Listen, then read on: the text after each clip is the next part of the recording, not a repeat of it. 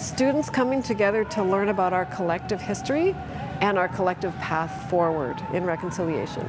So we had today approximately almost 400 students from 8 different schools in 5 different communities.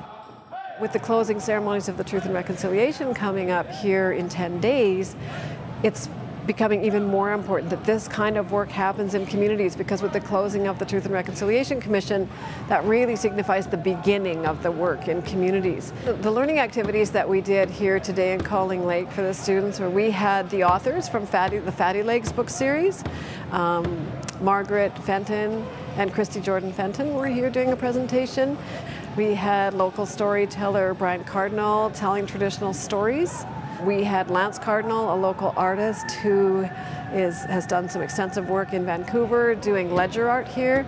Here we had Mountain Soul drummers doing healing through music.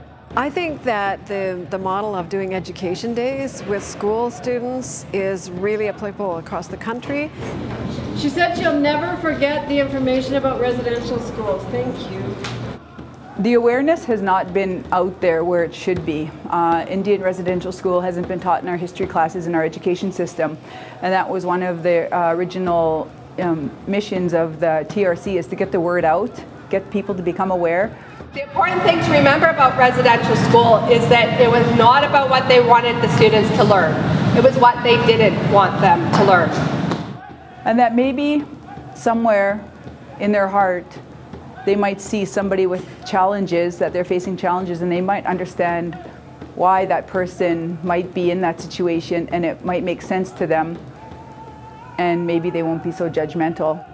And I just feel really honored and fortunate that I get to be part of this, because even me, who my dad is still alive and I can talk to him, I've learned so much through this process, because a lot of times the survivors don't want to talk about it, and the old people, they don't want to burden the young people with their story. It's heartbreaking. Some of the things that came out, it's heartbreaking, you know, and I've known this all my life, and I'm still learning today.